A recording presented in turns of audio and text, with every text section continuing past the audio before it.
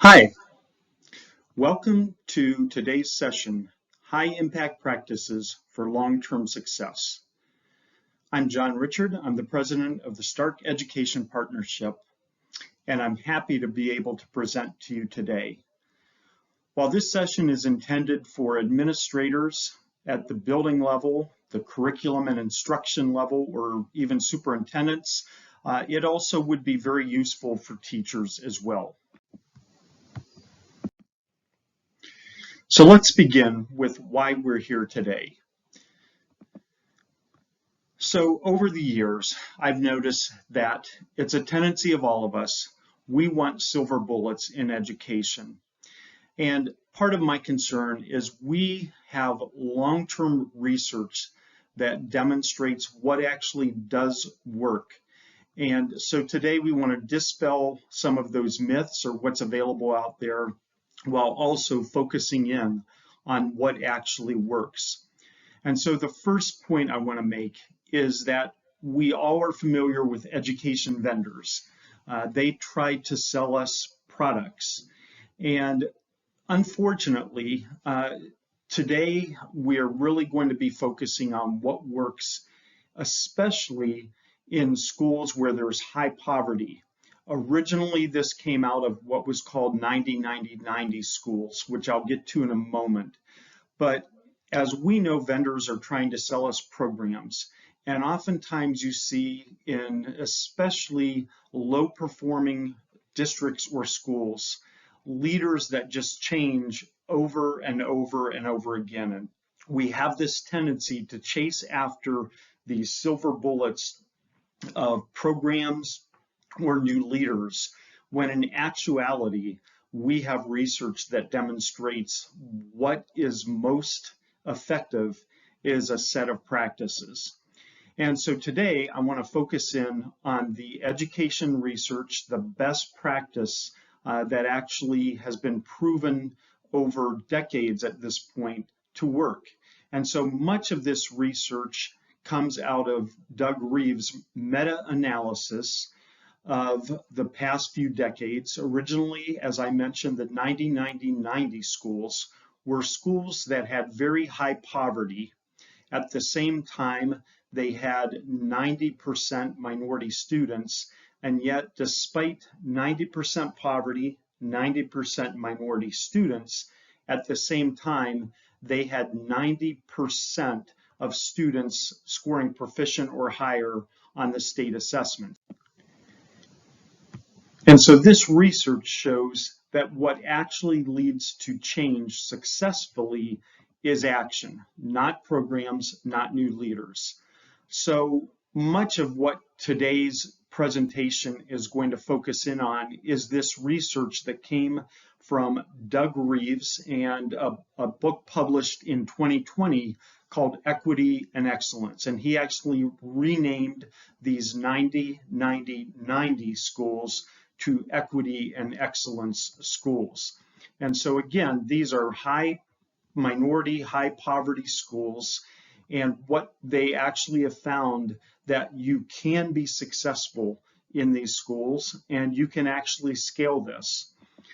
So what we're going to do today is really focus in on those most effective practices so that in turn, in your school building or in your district, you also can focus on those right things. And you'll hear that term as a theme today in terms of being focused on these certain practices that have been proven over time to work. Also, I hope that this reignites a passion in what we're all after, and that is outstanding student performance and seeing our students succeed. And of course, when we're doing the right things and we're seeing that success by students, I think that helps to fuel our passions. Ultimately, this is about hope. And I really, really hope that today, at the end of the session, that you will see that even in the most challenging situations, high poverty schools, high minority schools, that there is hope for success. And so with all of that in mind, let's proceed. Leadership is really about getting results consistently over the long haul. And so later on, we'll refer just a little bit to some of the Jim Collins research in Good to Great and Great by Choice. But this is really the mark of outstanding leadership. It's about doing the hard work, and we'll talk about that in these essential practices today, but doing it over the long haul, doing it consistently over a long period of time. Before we go there, however, I want to set a little bit of just a map in terms of what goes in to any type of good program, good project, and in this case, really focusing in on those practices that are essential for high performance over long periods of time. And so I want to take just a moment and talk about, if we're about getting results in terms of student performance, what are some of those essential elements that go into any bit of planning? This particular slide demonstrates that there are 7 different pieces of getting results. And you can see across the top row in the blue that these different elements all interact and are all important in getting the results that you want. So to begin with, on the far left-hand column, the importance of data. To begin any type of program, it's important to understand where we are currently, and that comes from data. Once we understand the current status, where we happen to be, and with today's presentation, that probably looks like reviewing where we're at with student data, what past performance has looked like, what kind of increases we've seen, what kind of gaps there are, and so forth. That all comes to us through data. Again, you'll hear that a little bit later in the presentation. Then as we implement these best practices that we're about to engage with today, there has to be a vision for where we want to go. A leader, whether it's a building principal, a superintendent, a teacher leader, has to set vision. At the same time, it's really important to understand that our teachers, those who are going to be implementing what we discussed today, have to have the skills to get this done.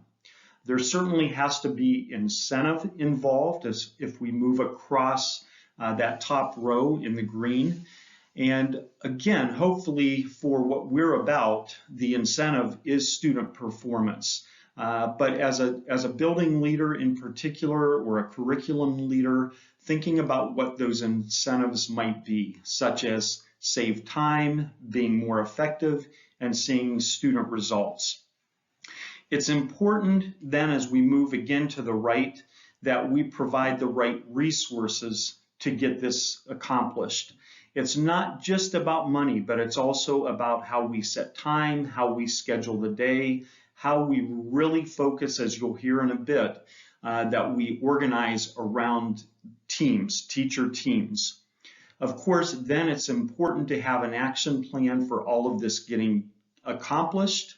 And then finally, that step to the far right is about evaluating what this looks like and then going back and reworking the process. On each subsequent row, as you move down this chart, you'll see, for example, in that first row under the blue, if one of these elements is missing, for example, that first row shows that data happens to be missing.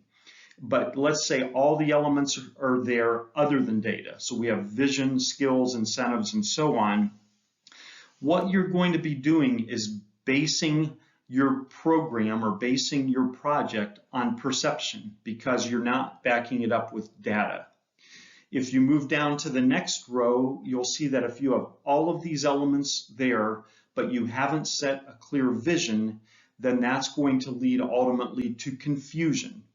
And I'm not going to go through this row by row, but you can also imagine if there are 2 or 3 of these elements that are missing, how it just becomes very, very disorienting very fast. So this is a great chart to kind of check yourself as a leader to ensure that you've got all of the elements as you kind of begin shifting towards looking at the various practices that have been proven via data and research to work before you just jump into it, to be sure that you've got these various elements at work in your particular school.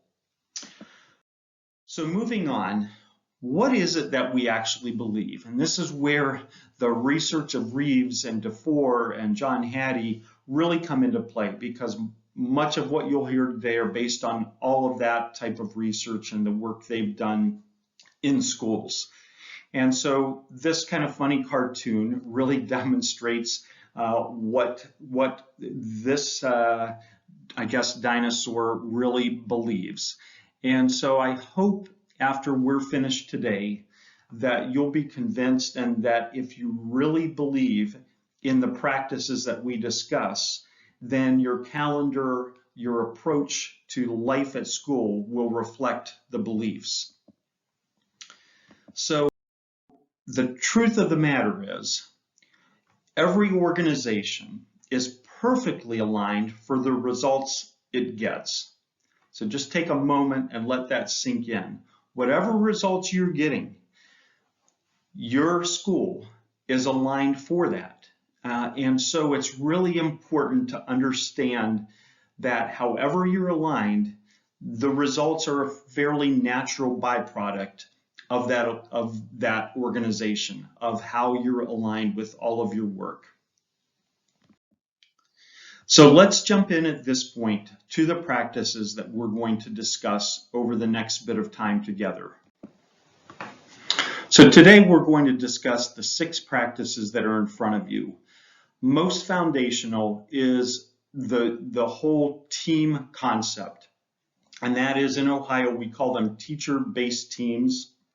Rick DeFore and others would call them professional learning communities, which I personally like that terminology better. I think it better reflects the approach that we're taking in this whole endeavor.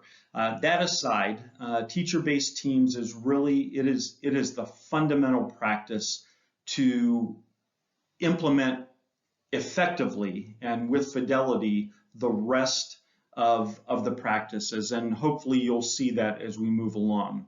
We'll also talk a bit about how there's just this laser focus on student performance, on student achievement, that to do that well, it requires collaborative scoring. And then there's also an emphasis on nonfiction writing as well as fictional writing. But there is this emphasis on nonfiction writing in schools that have demonstrated long-term success despite having high poverty. And we'll also talk about the importance of formative assessment, that kind of ongoing feedback that is so critical to our students. And then we'll talk about data analysis. And of course, we saw that on the chart just a few minutes ago, how that's a starting point, but it's also then we go back to that consistently over time. So with all of that as a bit of a backdrop and gives you kind of where we're headed today, let's jump into these various practices. So the first practice is really that of forming teacher-based teams, or again, professional learning communities. And so in this particular essential foundational piece, forming professional learning communities within a school, within a wider range as a district, but certainly at the school level, this has to be a central organizing principle of a school if you want to see long-term success, and if especially you're in a school where there is high poverty, high minority populations. This seems to be central to all the schools that Reeves and others have studied that have demonstrated long-term success. The focus is constantly on learning in these particular buildings, and that seems like, of course, the focus is on learning, but there's oftentimes a difference, and we'll get into this in terms of the way we spend our time as well. but oftentimes team meetings can become something that's very much different than focusing truly on learning. So another thing that marks these effective teams in buildings that have demonstrated long-term success is that within the teams there is a very collaborative culture, and there's also collective responsibility. The responsibility is it's not about calling out individuals, but it's about the team being responsible as a team. That's a really critical point in an effective team. And then finally, there is an orientation towards results. Again, constant analysis on what's happening on the data, and then looking at what can be done to improve those results. So these are the marks of teacher-based teams that are highly effective in schools that have been effective over the long haul. There are 4 critical questions that really comprise the content and the discussion, as well as the decisions that are made during these team meeting times. And so let's quickly go over these again, because these 4 questions are really what the team meetings are constantly about, and most, if not all of their time, is back and forth among these 4 questions. And so the first question is really about the learning itself, and that is, as a team, what do we want our students to know and be able to do, or to be able to demonstrate? This, again, is collaborative. It's not every teacher's out on their own in kind of the wild, wild west. But if we're talking about 7th grade math and we have 3 math teachers, then they are all clearly aligned on what they want students to know and to be able to do or to demonstrate. The second question is really then about assessment. How are we going to know if students learned it? So it reflects back to the first question, but it's critical that we know how we're going to actually assess. And we're talking not just summative, end of the unit types of tests, but the ongoing formative tests as well. This is a really critical piece, and we'll get to it in a bit more detail later, in terms of those schools that are high performing over time, again, despite the high poverty and large minority populations. The next question is really about interventions, because if we know what we want our students to learn, we assess whether or not they know it. What are we going to do if they haven't learned it? And there is a plan in place, again, in high performing schools for interventions.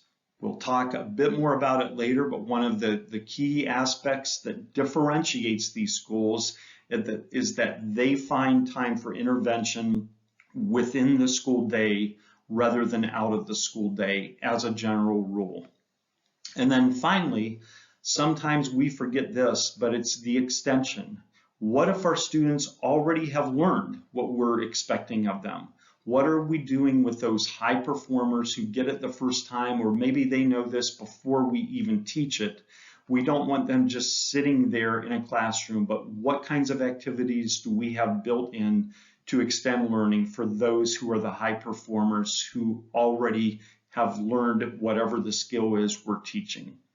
So again, I can't stress enough how teacher-based teams, PLCs, are the kind of the fundamental foundational piece of the house for the other practices, by and large, to be effective. And so it's really important to get the teams right. And so if you go back to that chart about planning, to set a vision, part of that vision has to be that there are effective teams and these team meetings taking place very routinely. In the most preferable situation, it would be daily, but certainly at least a few times a week, so that our teachers can collaborate, so that all of these other practices might take place.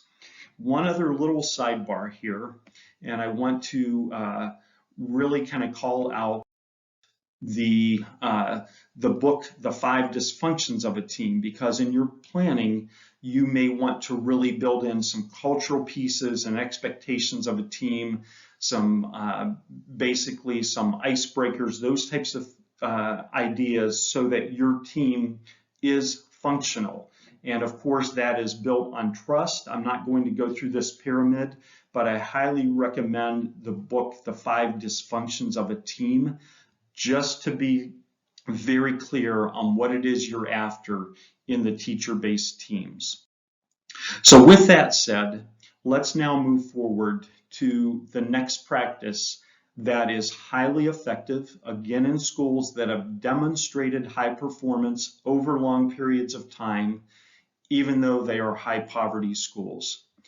And so the first thing that generally becomes evident is when you walk into these schools, the first thing you notice is that there is, without question, a focus on student performance, on what students are doing. And so the first place you look is what is on the walls in these schools and what are in the trophy cases.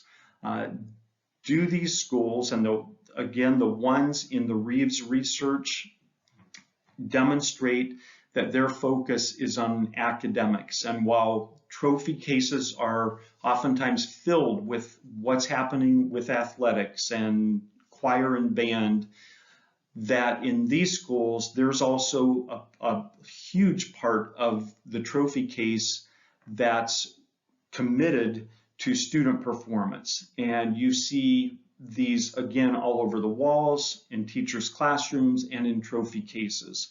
And so that would be the first thing that we would mention, is there are visible indicators in these buildings, and it's obviously a really easy way to do a bit of a quick assessment is just walk through your building and look at the balance of what's on the walls in any particular building and what message that sends to students, to adults who come into the building. Secondly, there is just the allocation of time. And so if you go back to those 4 fundamental questions that should comprise the content of team meetings, and those questions over time become pretty balanced out with what's the focus in various individual days in which you're having those conversations. But those 4 questions, again, really comprise how you allot time. And so that's really important in those team meetings. It's important that as administrators, there is time set up in the schedule to allow for these team meetings to take place. In addition to that, though, what does time look like in the classroom? And again, just doing quick walkthroughs and looking at how time is spent in a 45-minute period, a 50-minute period, whatever it might be. How much of that time is devoted exclusively to improving student performance? And again, we should push ourselves that even within a class period, we see improvement in a student's performance. And that's that constant feedback loop. It's that formative assessment that we'll talk about in a few minutes. Another component of how time is allocated in these high-performing schools is there is a focus on literacy, and that's twofold. One, literacy in terms of a reading sense, that oftentimes students may not be getting good marks, good grades in particular subjects because it is a reading issue, or maybe it's another issue. But as a result of that, there is this focus on literacy in these buildings. There's also those subject literacy, and oftentimes just the terminology, for example, in math. Mathematics has its own set of terminology, its own set of literacy, in addition to the basic fundamentals of being able to read and write. And so this is a real focus in these high-performing schools. Time is devoted to improving literacy, both at the reading, writing level, but also individually in each of those particular subject areas. And then finally, we talked about the importance of interventions when we reviewed the 4 questions. in these schools, interventions are set up so that they happen during the school day. The reason that DeFore and Reeves found for that primarily was because in most cases, again, general rule, so I know there are exceptions, but in most cases, the students who most need the interventions are the ones least likely to show up if it's outside the school day.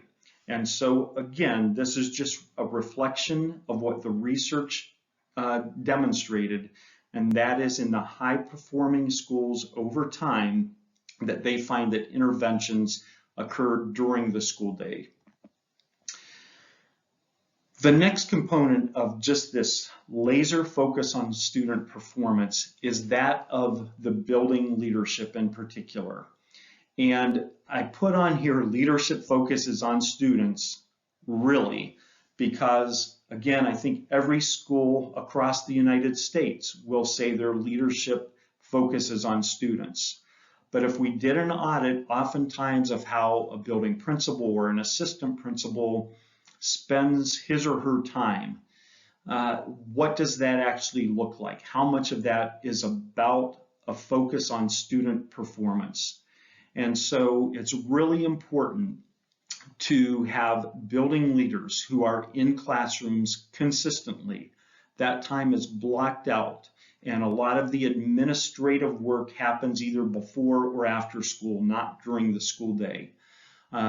These building leaders are seen in hallways, in the common spaces of the schools, and they're constantly engaging with teachers and with students.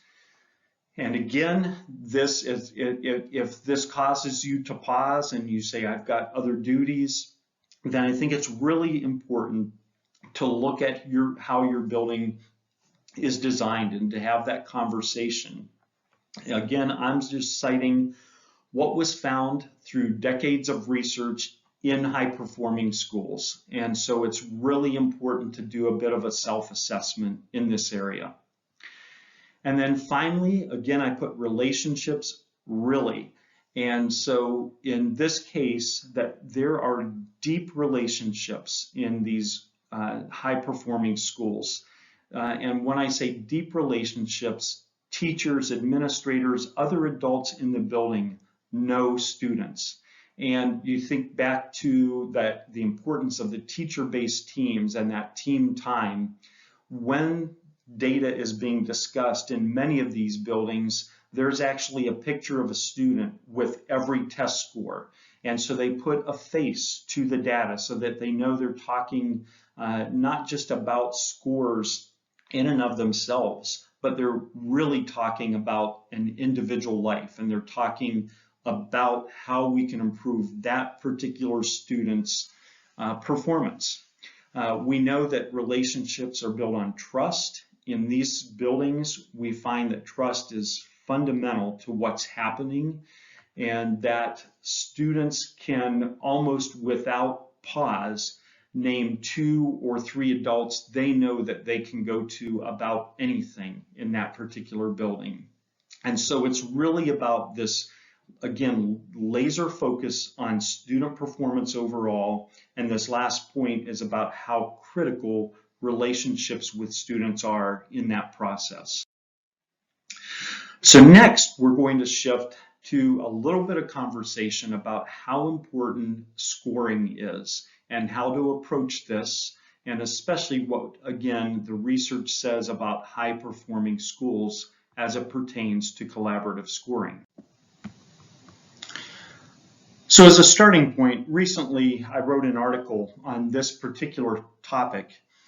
And I started that article with, if Massillon and McKinley are playing football and they're building up for the big game, and it's held at Massillon, and McKinley shows up, and all of a sudden the rules of the game have been changed. The field's different, the downs are different, and maybe the ball's a little bit different, and Massillon has had the advantage of practicing in that manner, but McKinley hasn't.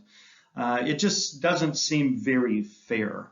And oftentimes, if we put ourselves in our students' seats, they are oftentimes going from one class to another with very, very different grading practices, different expectations, oftentimes even within a given subject area.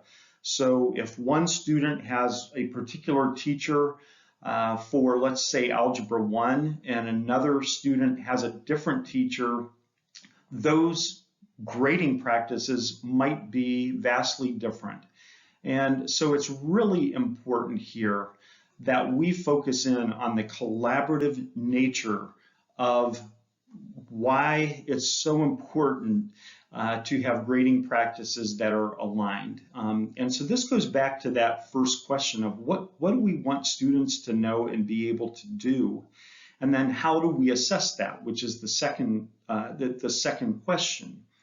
And over, again, decades of time, and actually across the world in this research, when teachers graded on their own, which is unfortunately the practice in probably most schools, but even in the same subject area, when they graded on their own and then they looked at other students' work that weren't their students, there was about 20% agreement among teachers, where teachers actually collaborated on what assessments looked like and then took the time to have common rubrics and grade together.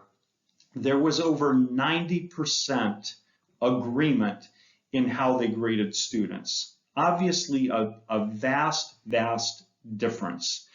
The other important factor here, which is really about a bit of vulnerability, is that teachers actually, during their team meeting time, would do a dry run of an assessment with other teacher colleagues. So in other words, before giving a formative assessment or any kind of assessment to their students, they would have other colleagues look at the assessment first. And this is the beauty of doing this collaboratively, because oftentimes what they found was what they thought was very clear. Even their colleagues had different takes on what they were asking. And so by just taking that simple step of having a colleague look at a test first, or actually attempt an assessment, that the assessments themselves became much clearer, and obviously better outcomes for students, and then assessing those students. So that is a key, a fairly simple step, but something that, again, is not very common at all. And then, as I mentioned, the guides themselves, the rubrics used, are common to anybody teaching within a subject area. It's not all individually, but it's collectively made, and the responsibility is then collective as well. And then there are basically 4 different ways to demonstrate a particular skill or whatever it is that a teacher is assessing. And one is just not meeting standards. The next one is progressing.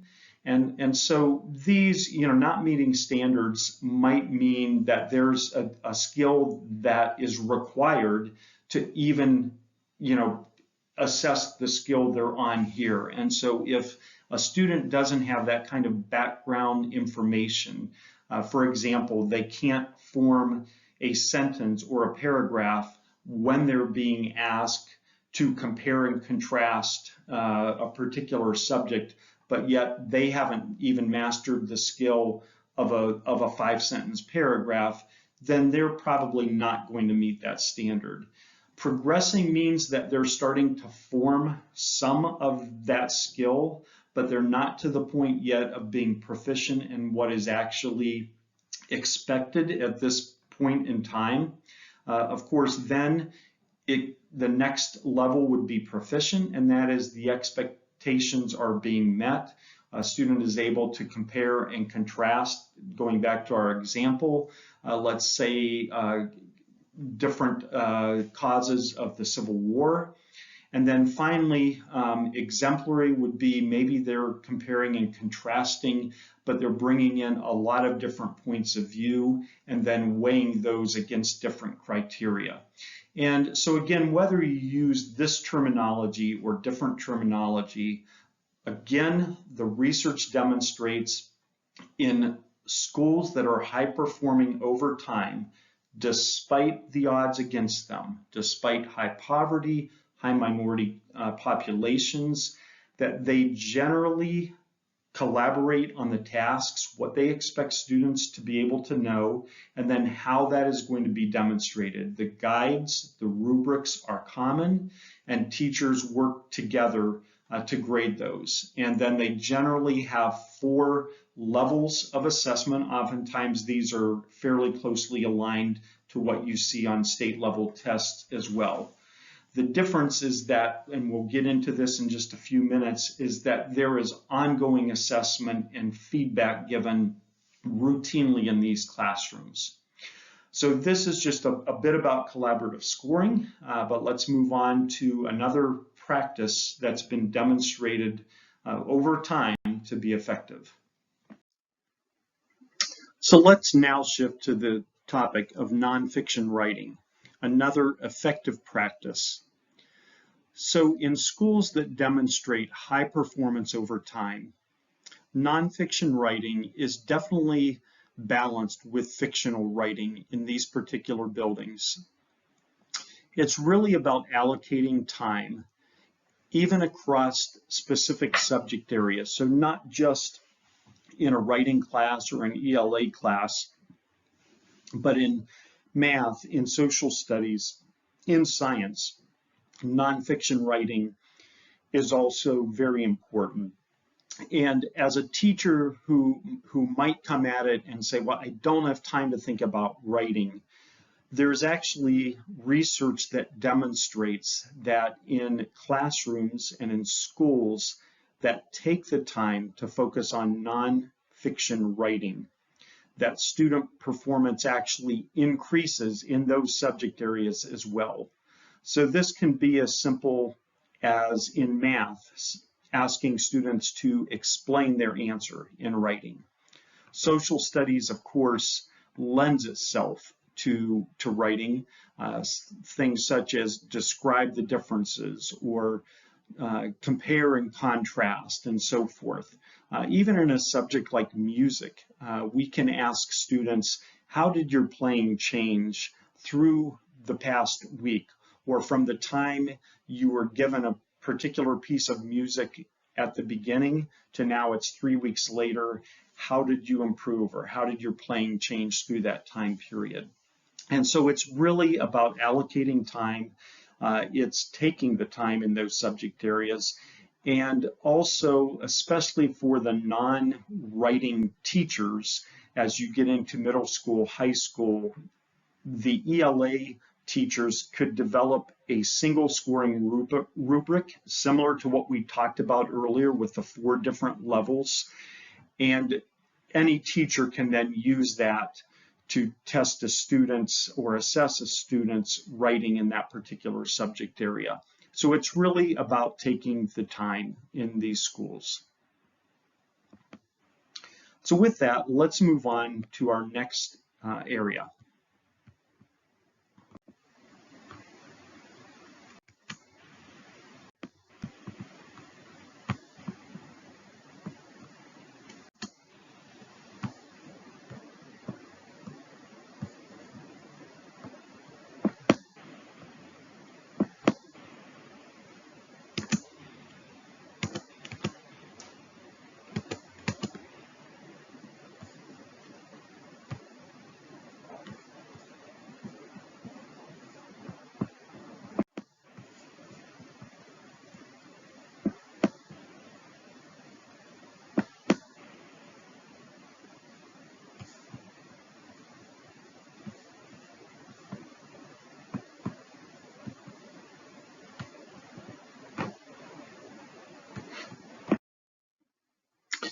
Next, we come to the very important practice of formative assessment. And so formative assessment at its core is about feedback. And I'm oftentimes taken immediately to music, to athletics, and how coaches and music teachers provide feedback in an ongoing, very much real-time manner.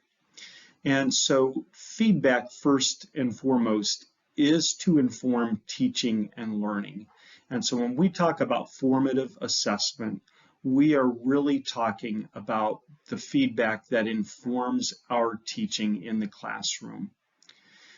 It's really important to note here that the effect size of effective feedback is actually 3 times greater than a student's social economical status. And so this is so very important in high poverty schools, that by the use of effective feedback ongoing, that you can really overcome a lot of the challenges, a lot of the barriers that we see with our students in these particular schools.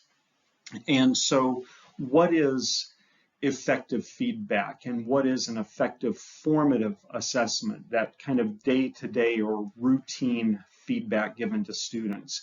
It is assessment or feedback that is fair, it's very accurate, it's specific, and it's also timely. And so, for example, we want to be sure in the accuracy and fair part that we're not assessing students in algebra for an algebra issue when maybe their issue is about reading, maybe it's about literacy. We talked about how these particular schools focus on literacy. And so you know that oftentimes in high poverty schools that students have issues with basic reading and writing skills. And so there's this fair and accurate approach to formative assessments. It's also very specific. The skills, the expectations are broken down so that students are given very specific information, and that it's also, there aren't large delays of time. If possible, feedback, we want feedback given so that we can actually see improvement in a given class period, or certainly within a 2 or 3 day time period. And again, going back to how coaches assess their athletes, or how music instructors assess their music students, they will stop in real time and reteach a skill or demonstrate what it looks like, or have students actually get down, and if it's football, in a 3-point stance or a 4-point stance, and go through the motions. And so they give very, very specific but very real-time feedback to students as well. And so in those other subject areas, in math, in English, let's kind of mirror what happens in music and in athletics, and provide as much feedback in real time as possible. This also goes back again to the very, very important 4 questions that so much of our team time should be devoted to. And then finally, I'd like to compare formative assessment to an autopsy versus a physical exam. And an autopsy, which we would say that's our summative testing, the end of a unit or end of a semester, it's those state assessments. While those might give us some good information, they don't do a whole lot of good for the patient, obviously. And I think we could say very much the same about summative tests. They're there for a reason, and they provide information. But if we're really focused on student performance, then kind of giving those physical exams where a patient can change their lifestyle, their eating habits, maybe their medication, all of those things that can lead to a healthier lifestyle. The same can be said about formative assessments, that ongoing feedback that can improve a student's performance in some cases on the spot. So that's what we're talking about, is being very clear on formative assessments. Again, going back to a few slides, remember to do that collaboratively with your colleagues, and at the same time be responsible collectively for how those formative assessments are graded and looked at. And then finally, before leaving this topic, let's just talk a moment about the issue of retakes and how important that is. If we're really about student performance and them learning, then retakes really should not be an issue, in the sense that if, for a lot of reasons in life, a student, and just think about how we live our own lives as administrators, as teachers, that sometimes for whatever reason, we don't give it our best shot on the first time. And that might be to family issues, to health issues, to time issues, whatever it might be. And I think to respect our students in that same manner. And so what Doug Reeves certainly is a proponent of a one retake opportunity, and that demonstrates respect for students and those life kind of events that get in the way sometimes, but also is respectful that teachers can't take the time, respecting them and their time, for just an ongoing retake after retake after retake. And so it doesn't mean that this is just infinite amount of retakes, but probably one time in terms of something that is graded is a fair way to approach that. And if it's truly about students who need other skills before they can master this skill, then we're looking at those interventions that we talked about earlier. Okay, so with that said on formative assessments, let's move to data analysis. Again, really critical, important practice in high-performing schools that also have high poverty.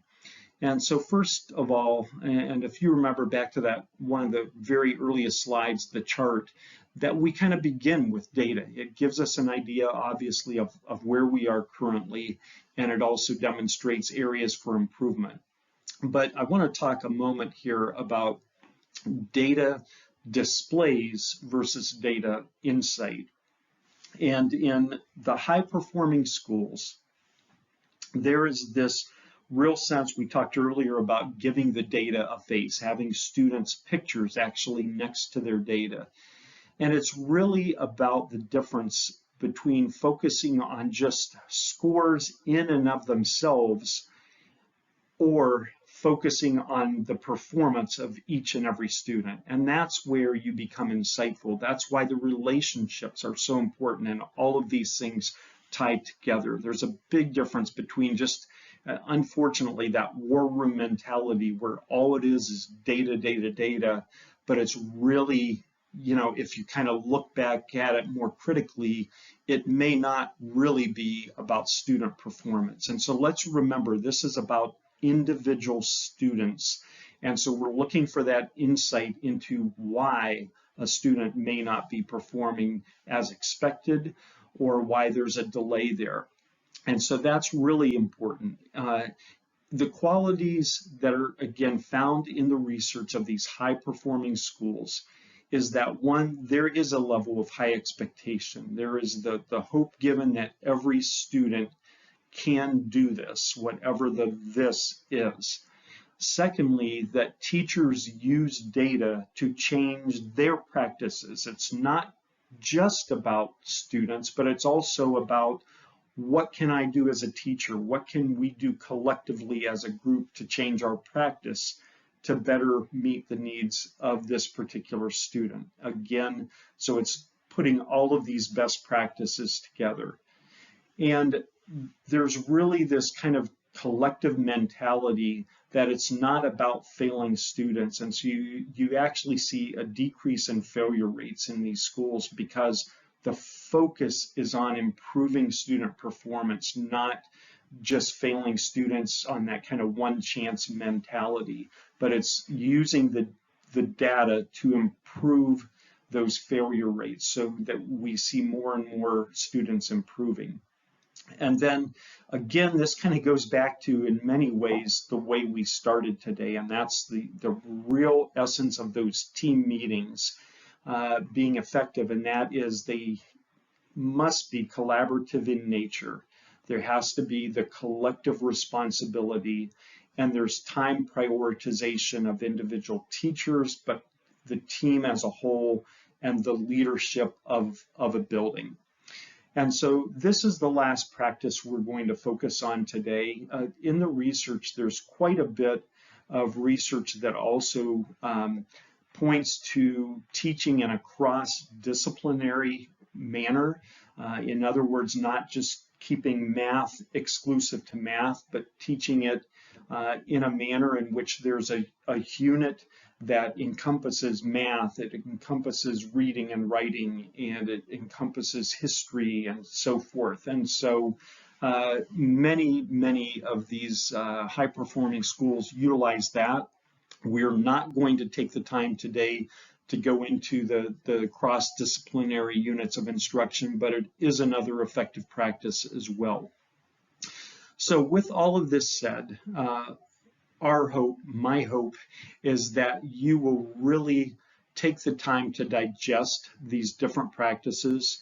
I highly suggest looking at the Doug Reeves research.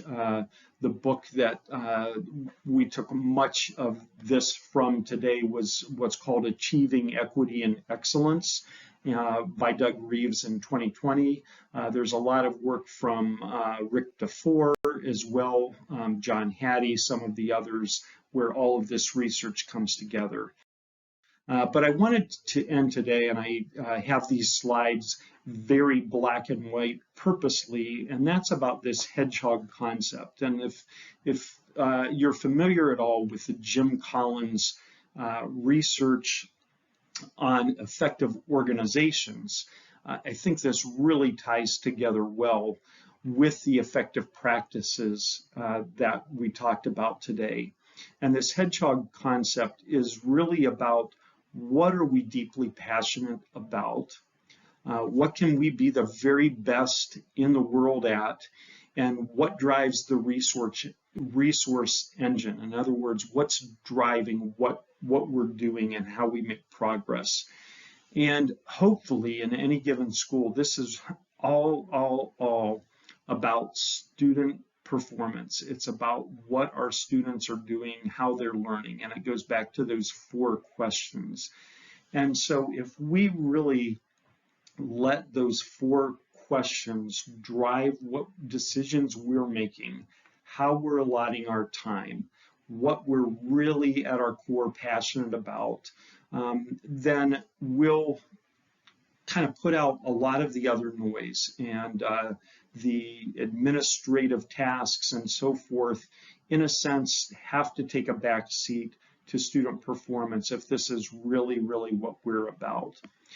And some of the key characteristics of this hedgehog that, again, I would argue you'll see in these high-performing schools, that they cut through those things that are not important and they get to the heart of the matter. The hedgehogs really take something that might seem complex and find ways to simplify it. It's again, these practices are not necessarily difficult to understand, but oftentimes it's taking those issues and simplifying them in a way that makes it relatively easy to implement for our teachers. It's taking a complex schedule, putting it down fundamentally to a place where teachers have time to meet together.